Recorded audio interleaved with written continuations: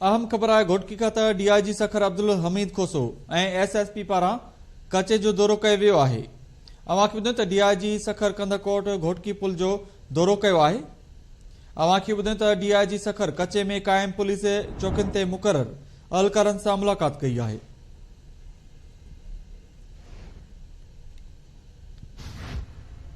DIG Sukkur Abdul Hamid खोसो चयो आहे त कचे में धाड़ेलनि खिलाफ़ जल्द ऑपरेशन किया वेंदो। अवांखे अपडेट कयो घोटकी का डीआईजी सखर अब्दुल हमीद खोसो एसएसपी पारा कचे जो दौरो किया वियो है।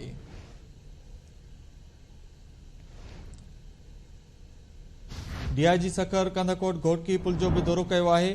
डीआईजी सखर कचे में कायम पुलिस चौकिन ते मुक़रर अहलकारन सां मुलाकात कई है। इन हवाले से अधिक तफसील लाइन ते मौजूद है खुसूसी रिपोर्टर मुश्ताक मीरानी। जी मुश्ताक अपडेट कजो। जी बिल्कुल, घोटकी में धाड़ेलनि खिलाफ ऑपरेशन के हवाले से डीआईजी सखर अब्दुल हमीद खोसो एसएसपी मुनीर खोड़ो डीसी घोटकी आगा शेर जमान सां गॾिजी कचे जो दौरो किया है। डीआईजी सखर वही पुलिस नफ़ी साण करे कंदकोट घोटकी विच में दरिया से ठहंदड़ पुल वटि पहुतो उते थींदड़ कम जो जायज़ो वरतो।